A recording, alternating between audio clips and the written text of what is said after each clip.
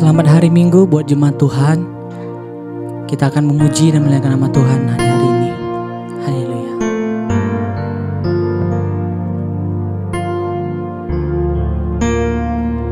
Terima kasih ya Tuhan.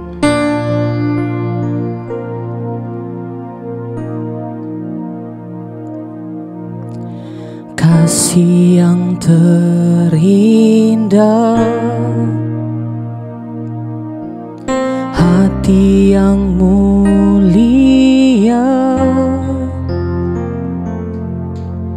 hanya ku temukan di dalam-Mu,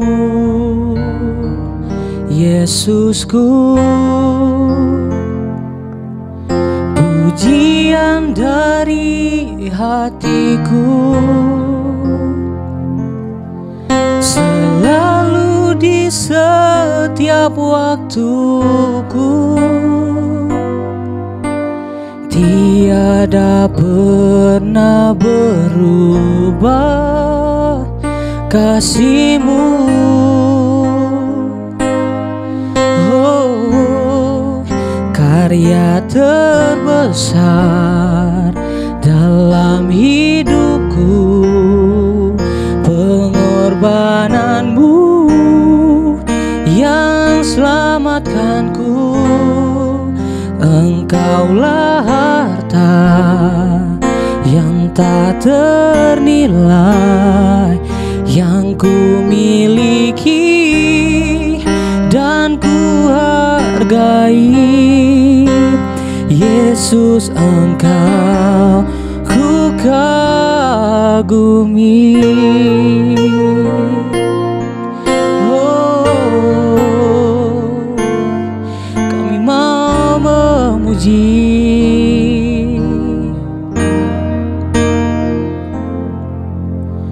Kasih yang terindah, hati yang mulia, hanya ku temukan di dalam-Mu, Yesusku. Pujian dari hatiku selalu di setiap waktuku, tiada pernah berubah kasih-Mu.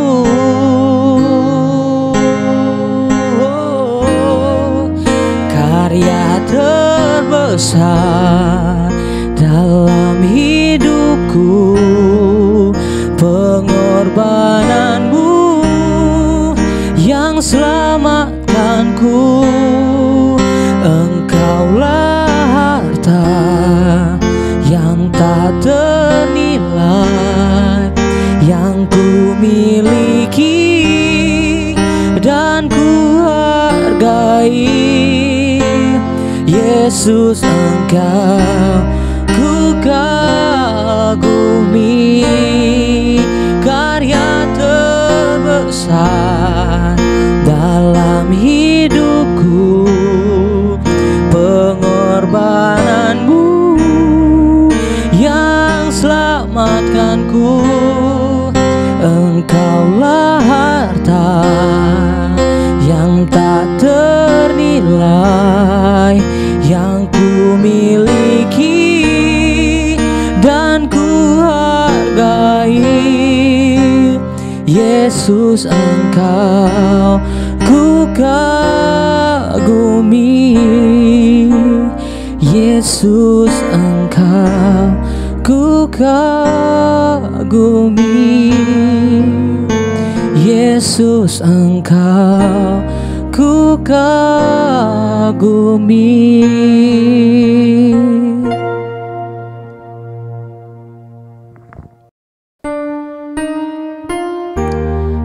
Makasih ya Tuhan. Oh.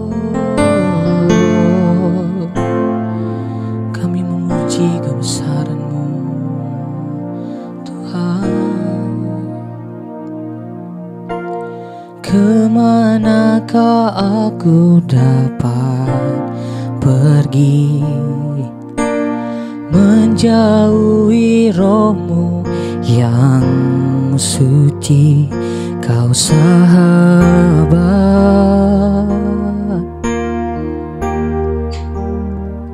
dan kau dekat.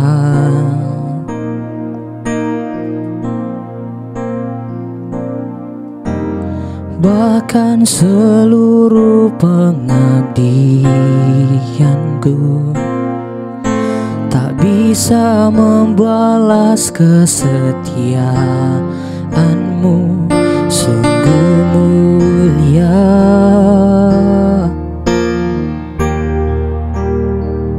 dan berharga. Sungguh besar pengorbananmu bagiku, terlalu dalam untuk dimengerti. Sungguh besar,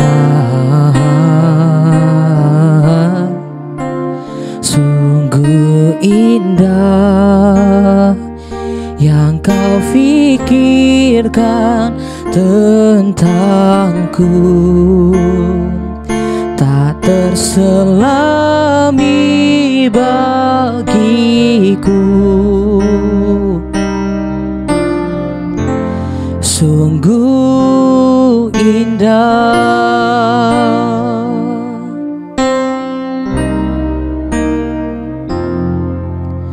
bahkan seluruh pengabdianku tak bisa membalas kesetiaanmu, sungguh mulia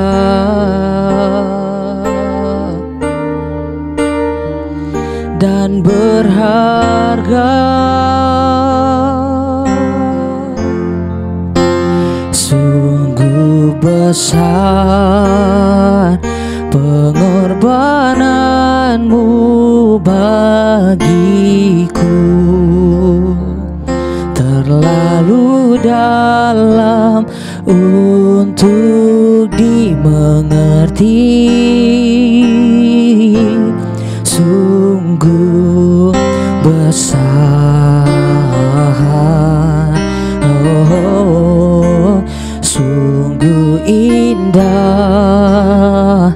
yang kau pikirkan tentangku, tak terselami bagiku.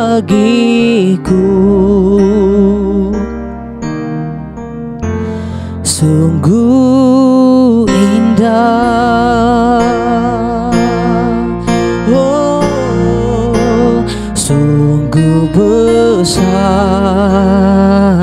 pengorbananmu bagiku, terlalu dalam untuk dimengerti. Sungguh besar, oh, sungguh indah yang kau pikirkan tentangku, tak terselami bagiku. Sungguh indah, sungguh indah.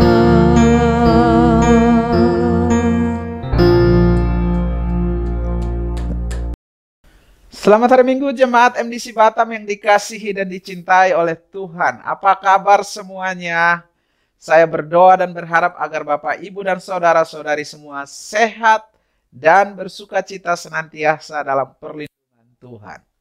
Beberapa menit ke depan ini kita akan mendengarkan firman Tuhan. Mari arahkan hati dan konsentrasi kita untuk mendengarkan isi hati Tuhan. Sebelum kita dengarkan apa yang menjadi isi hati Tuhan atau kerinduan Tuhan untuk kita pada hari ini, marilah kita berdoa terlebih dahulu. Mari kita berdoa.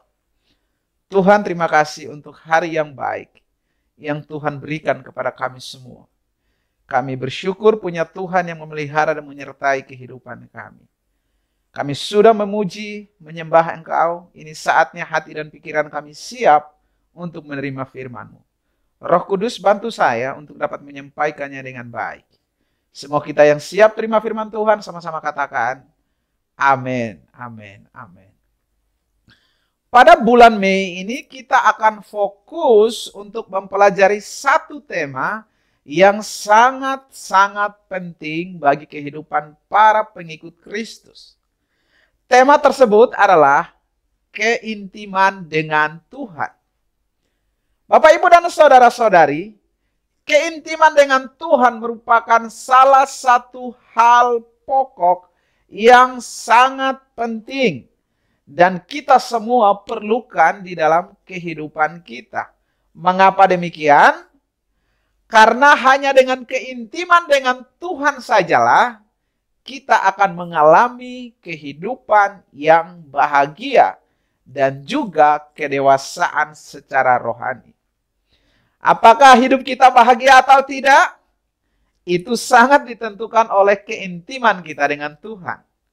Relasi yang akrab dengan Tuhan itulah yang menentukan kebahagiaan di dalam hidup kita semua. Apakah kita ingin mengalami kedewasaan rohani?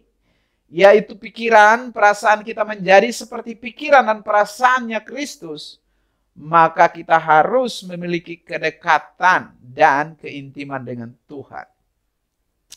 Nah, saya yakin kita semua setuju bahwa kebahagiaan yang sejati itu hanya ditemukan di dalam keintiman dengan Tuhan. Di luar daripada itu tidak ada.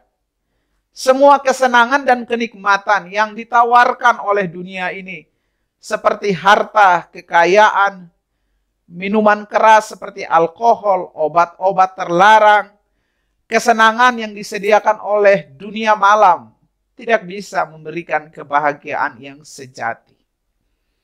Hidup yang bahagia itu hanya ada di dalam Tuhan Yesus Kristus.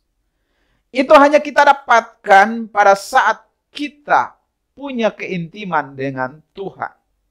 Nah, saya tidak sedang menggiring opini atau bermaksud untuk mengatakan kepada Anda bahwa kita tidak perlu menjadi orang yang kaya, mempunyai uang yang banyak, atau mempunyai barang-barang branded yang mewah.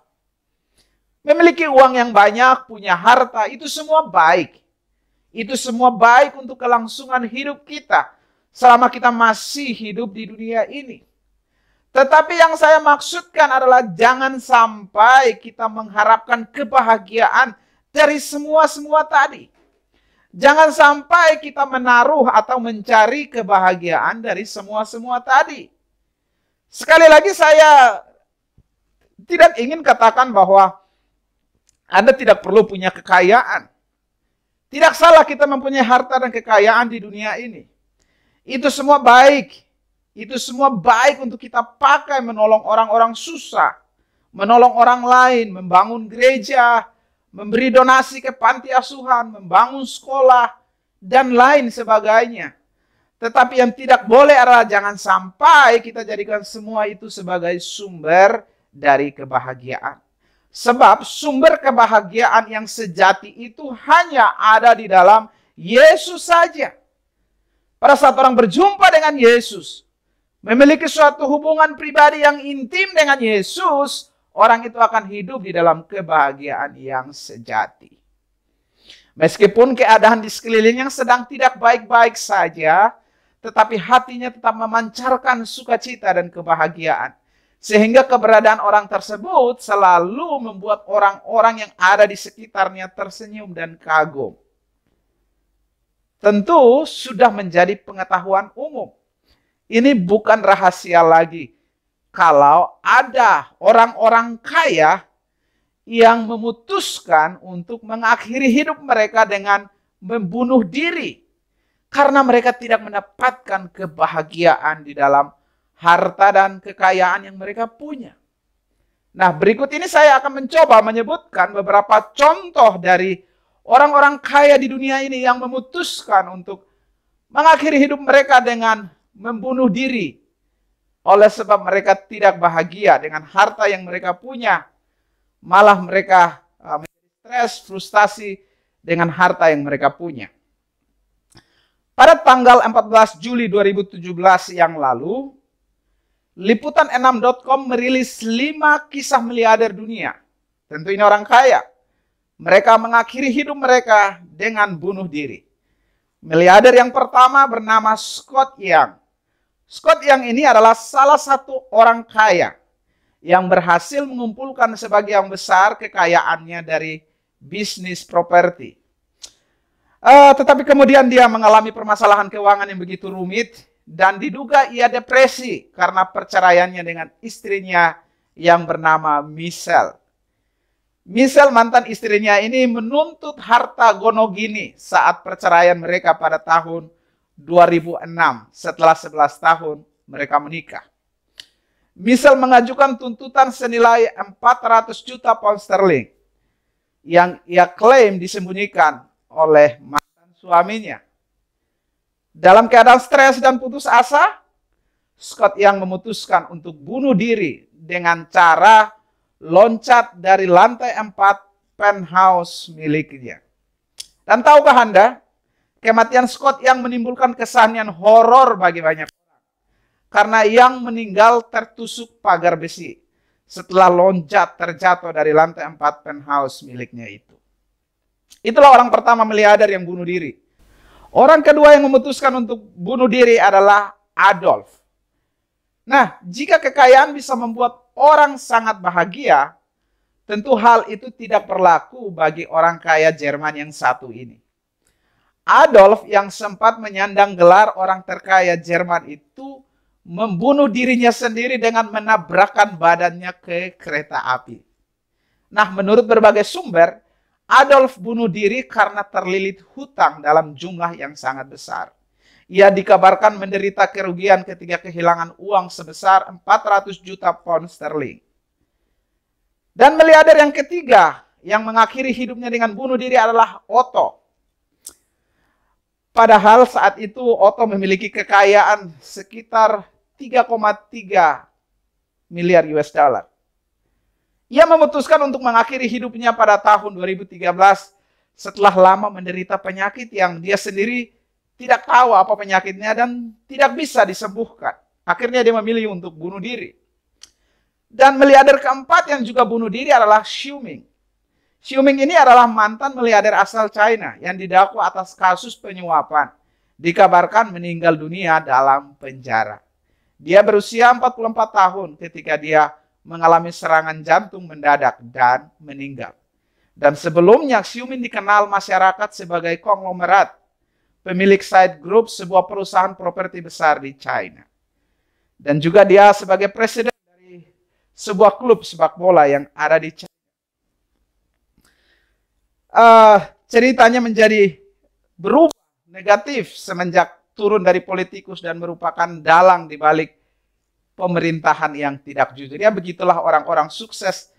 Tentu ada tindakan-tindakan yang negatif, yang tidak jujur, yang disertai dengan kekayaan yang mereka miliki. Nah, miliarder kelima yang kemudian mengakhiri hidup dengan bunuh diri adalah Jesse Livermore. Jesse ini dikenal sebagai seorang trader yang misterius. Ia juga memiliki pasar saham di usia 14 tahun, masih sangat muda, ketika dia melarikan diri dari rumahnya dengan hanya berbekal 5 US dollar.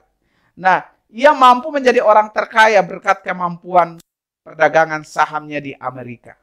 Namun, hal tersebut tidak berlangsung lama hingga pada tahun 1929 pasar saham Amerika Serikat jatuh dan dia kemudian dinyatakan bangkrut pada tahun 1934.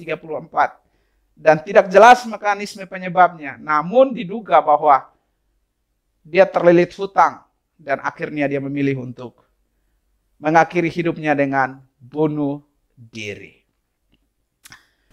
Itulah contoh kasus orang-orang miliarder yang menjadi bukti bahwa harta dan kekayaan bukanlah jaminan untuk seseorang mendapatkan kebahagiaan dan hidup yang bermakna. Dari sini kita belajar bahwa kebahagiaan yang sejati itu hanya di dalam Tuhan. Dan untuk mendapatkan kebahagiaan yang sejati dalam Tuhan itu, maka kita harus memiliki suatu hubungan pribadi yang intim dengan Tuhan. Nah, Tuhan sangat rindu kita sebagai pengikutnya mempunyai suatu hubungan yang intim dengan dirinya. Hubungan pribadi yang erat dengan dirinya. Di dalam Injil Yohanes pasal 15 ayat 4, Tuhan Yesus menggambarkan relasi keintiman kita dengan dirinya seperti relasi antara ranting dan pohon dari mana ranting itu berasal. Tanpa relasi tersebut, maka ranting itu tidak bisa menghasilkan buah. Demikian juga hidup kita, tanpa keintiman kita dengan Yesus, maka hidup kita tidak bisa berbuah dan tidak bisa berfungsi secara maksimal. Dan Anda tahu, pada akhirnya hidup kita tidak bahagia, kita menjadi kering dan kosong. Mari dengarkan Yohanes 15 ayat 1 sampai ayat 8 sebagai berikut. Di sana dikatakan demikian. Yesus berkata, "Akulah pokok anggur yang benar dan Bapakulah pengusahanya. Setiap ranting padaku yang tidak berbuah dipotongnya dan setiap ranting yang berbuah dibersihkannya supaya ia lebih banyak berbuah. Kamu memang sudah bersih karena firman yang telah kukatakan kepadamu. Tinggallah di dalam aku dan aku dalam kamu. Sama seperti ranting tidak dapat berbuah dari dirinya sendiri kalau ia tidak tinggal pada pokok anggur. Demikian juga kamu tidak berbuah jika kamu tidak tinggal di dalam aku. Akulah pokok anggur dan kamulah ranting-rantingnya. Barang siapa tinggal di dalam aku dan aku di dalam dia, ia berbuah banyak sebab di luar aku kamu tidak dapat berbuat apa-apa. Barang siapa tidak tinggal di dalam aku, ia dibuang keluar seperti ranting dan menjadi kering. Kemudian dikumpulkan orang dan dicampakkan ke dalam api lalu dibakar. Jikalau kamu tinggal dalam aku dan firmanku tinggal di dalam kamu, mintalah apa saja yang kamu kehendaki dan kamu akan menerimanya. Dalam hal inilah Bapakku dipermuliakan, yaitu jika kamu berbuah banyak dan dengan demikian kamu adalah murid-muridku." Dari 8 ayat ini kita melihat dengan jelas Tuhan Yesus menggambarkan relasi atau keintiman kita dengan dirinya seperti relasi antara ranting dan pohon dari mana ranting itu berasal. Tanpa relasi tersebut, maka ranting itu tidak bisa menghasilkan buah. Hal yang sama juga terjadi pada kehidupan kita. Tanpa keintiman kita dengan Tuhan, maka hidup kita tidak bisa berbuah dan tidak bisa berfungsi secara maksimal.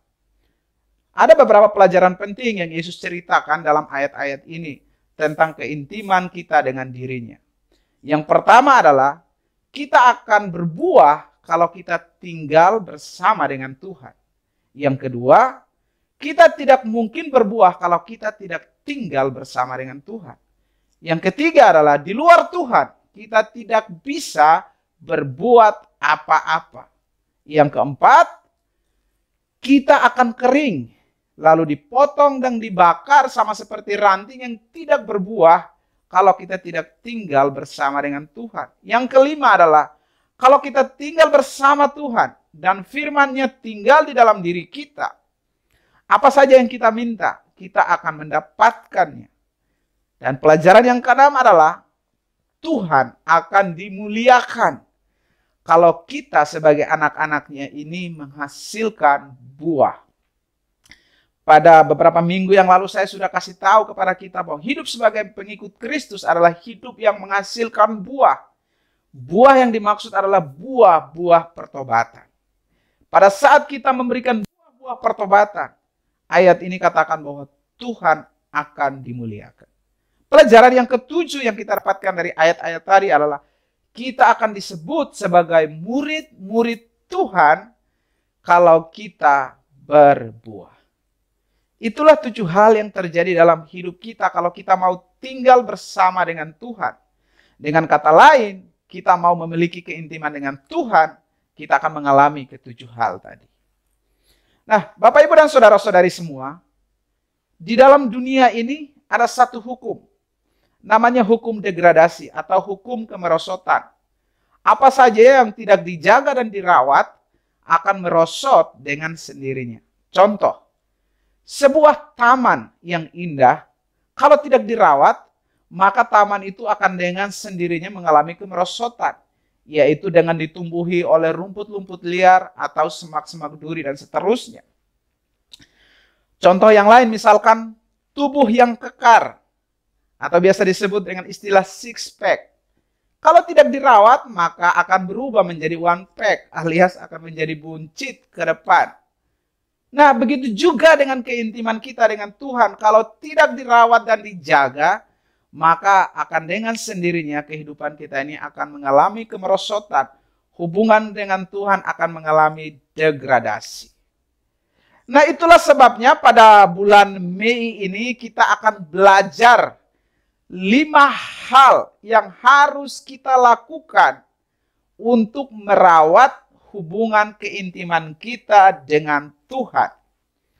Kelima hal tersebut, yang pertama adalah kita membangun keintiman kita dengan Tuhan melalui ibadah harian. Yang kedua, membangun keintiman dengan Tuhan melalui doa. Yang ketiga, membangun keintiman dengan Tuhan melalui pembacaan Alkitab. Dan yang keempat adalah membangun keintiman dengan Tuhan melalui persekutuan atau cell group.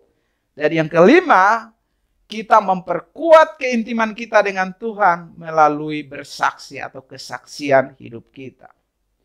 Kelima langkah ini akan kita pelajari dalam kelima minggu pada bulan Mei ini. Antara lain sebagai berikut. Minggu pertama atau hari ini kita akan membahas langkah yang pertama, yaitu membangun keintiman dengan Tuhan melalui ibadah harian.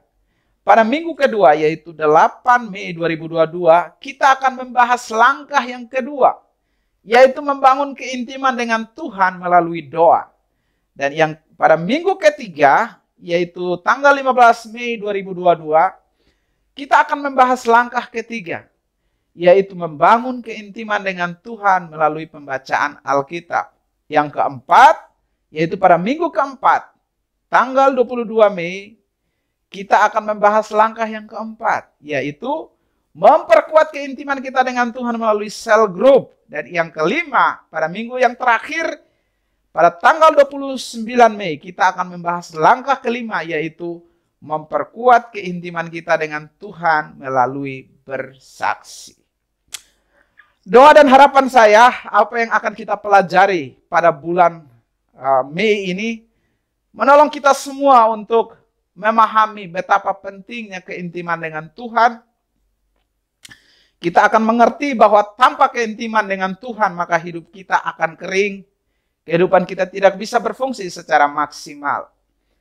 Dan kita juga mengerti bahwa bagaimana agar kehidupan kita semakin akrab dengan Tuhan.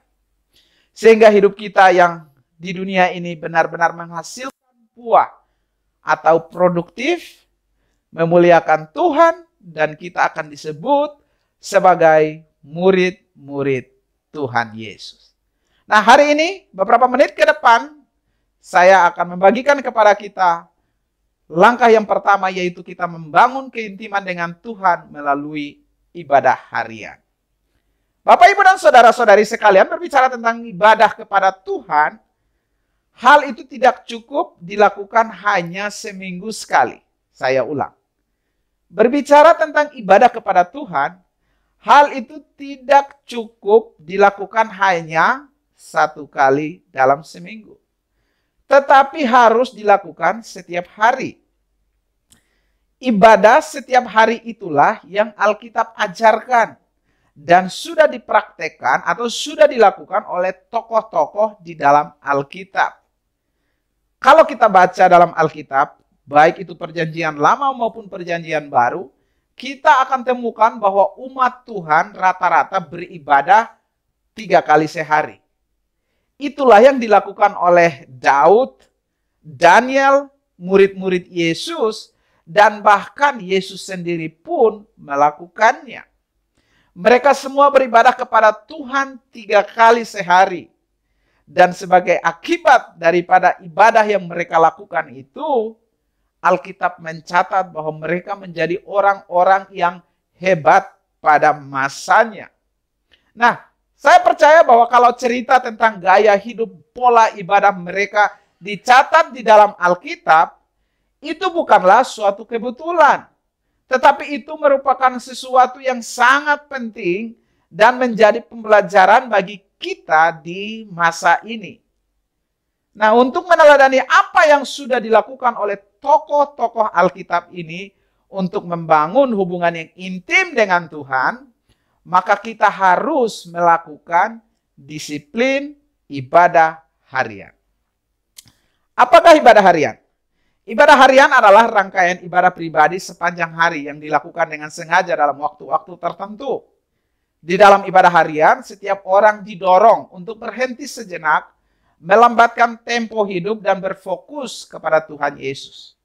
Dan inti daripada ibadah harian adalah memiliki relasi yang akrab dengan Tuhan dan berada bersama dengan Tuhan.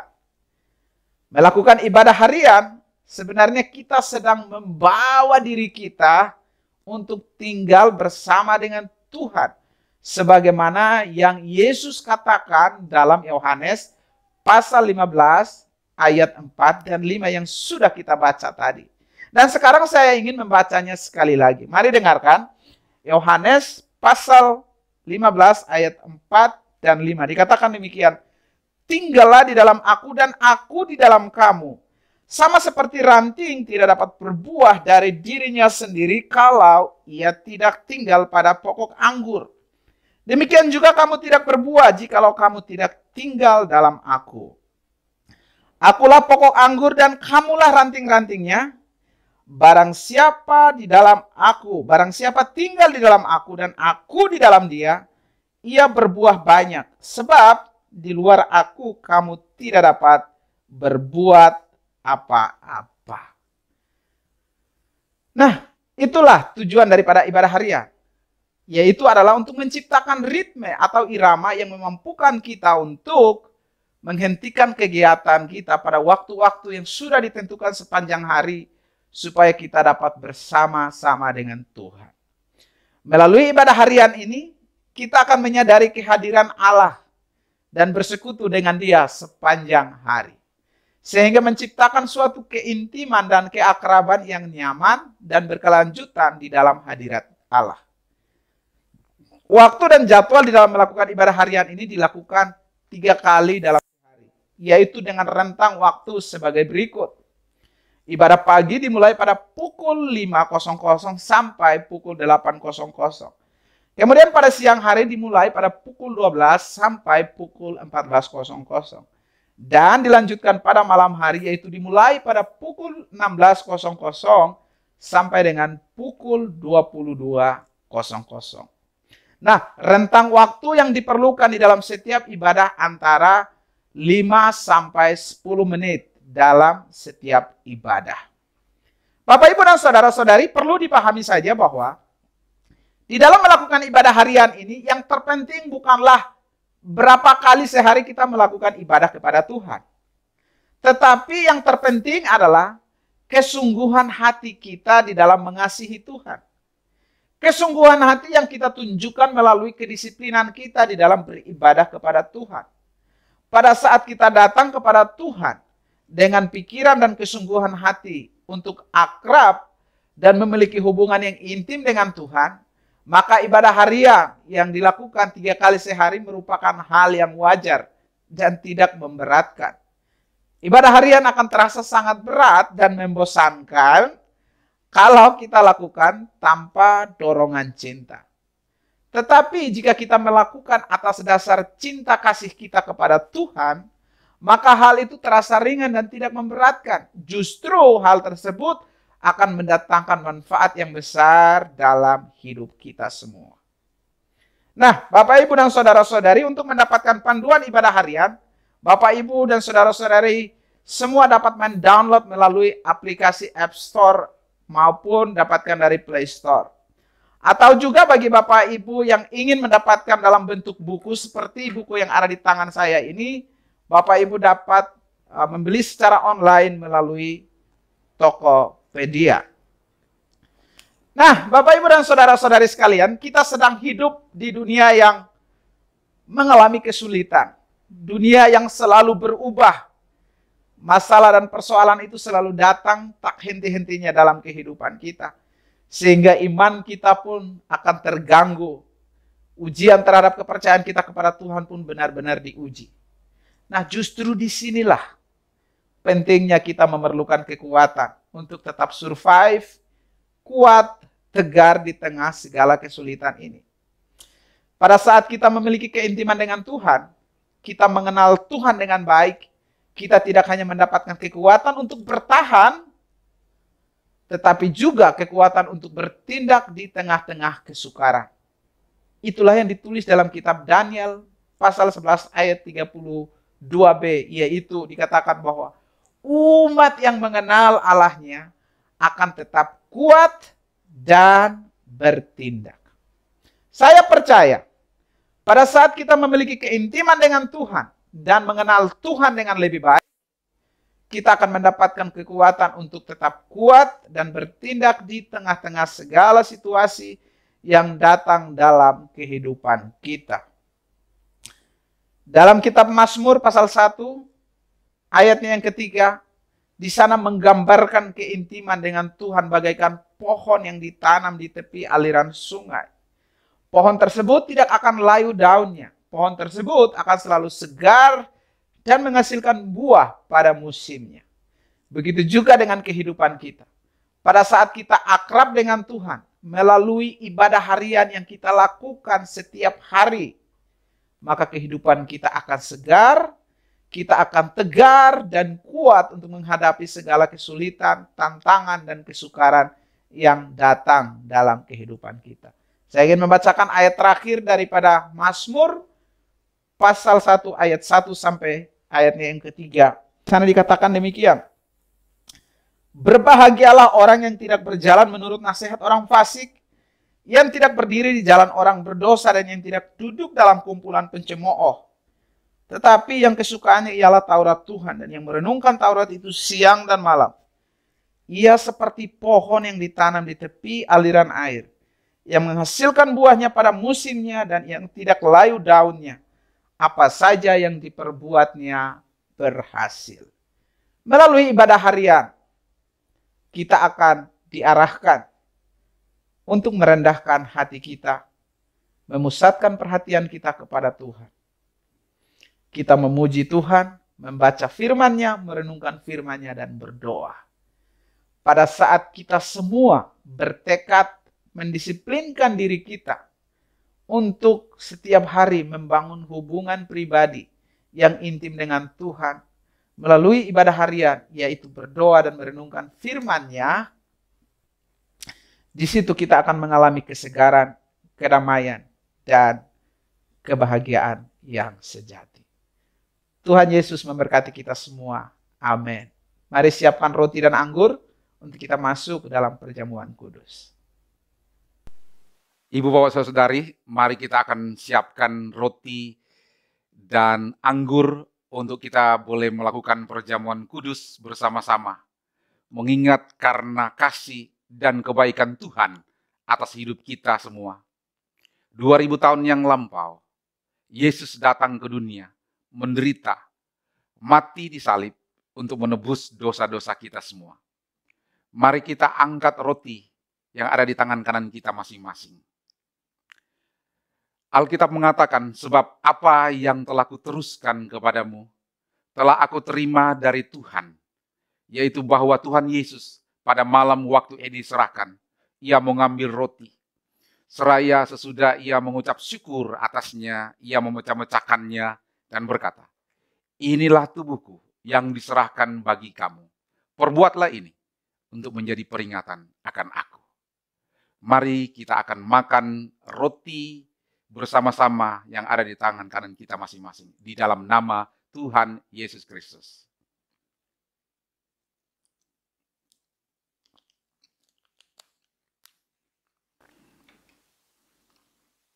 Mari angkat anggur di tangan kanan kita masing-masing bersama-sama. Demikian juga ia mengambil cawan sesudah makan lalu berkata, cawan ini adalah perjanjian baru yang dimeteraikan oleh darahku. Perbuatlah ini setiap kali kamu meminumnya menjadi peringatan akan aku. Sebab setiap kali kamu makan roti ini dan minum cawan ini, kamu memberitakan kematian Tuhan sampai ia datang. Mari kita minum anggur yang ada di tangan kanan kita masing bersama-sama di dalam nama Tuhan Yesus Kristus.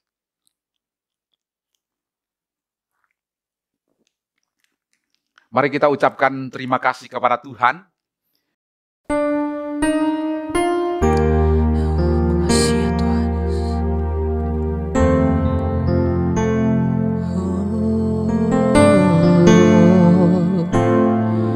Kami memuji kebesaran-Mu, Tuhan. Kemanakah aku dapat pergi menjauhi Roh-Mu yang suci, Kau sahabat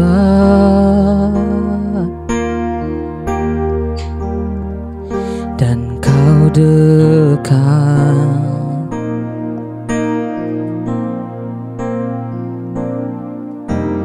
Bahkan seluruh pengabdianku tak bisa membalas kesetiaan-Mu, sungguh mulia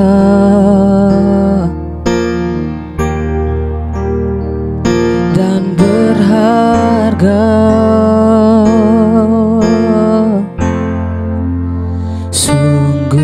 Besar pengorbanan-Mu bagiku, terlalu dalam untuk dimengerti. Sungguh besar,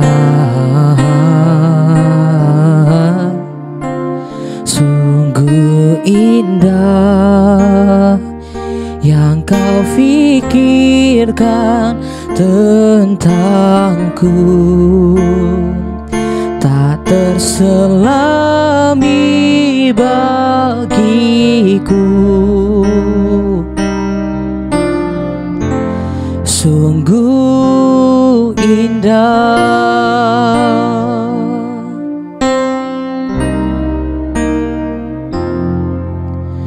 bahkan seluruh pengabdianku tak bisa membalas kesetiaan-Mu, sungguh mulia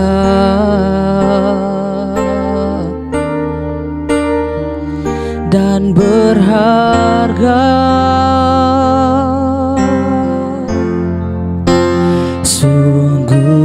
Besar pengorbanan-Mu bagiku, terlalu dalam untuk dimengerti. Sungguh besar, sungguh indah yang Kau fikirkan tentangku, tak terselami bagiku. Sungguh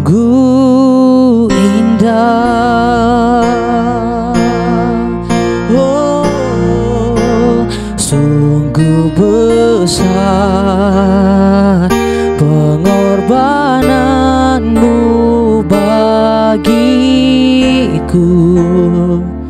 terlalu dalam untuk dimengerti. Sungguh besar, oh, sungguh indah yang kau pikirkan tentangku, tak terselami bagiku.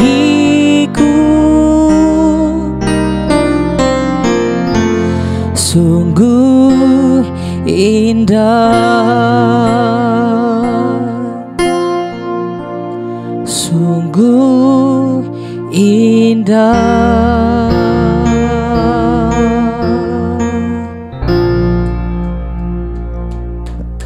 Mari kita berdoa bersama-sama. Tuhan, kami bersyukur untuk hari ini kalau kami bisa bersama-sama mengambil bagian dalam perjamuan kudus dan mengingat akan kematian dan kebangkitan-Mu ya Tuhan. Kami berdoa, biarlah Yesus yang hidup itu akan dinyatakan dalam setiap kehidupan kami. Kami mengalami perubahan dalam hidup kami. Oleh karena tubuh dan darah-Mu yang mahal itu. Kami bersyukur dan berterima kasih untuk kemurahan dan kasih setia-Mu yang memimpin hidup kami dari hidup yang biasa menjadi hidup yang luar biasa, mengenal akan Engkau. Kami berterima kasih untuk hari ini, kalau kami boleh bersama-sama di dalam perjamuan kudus.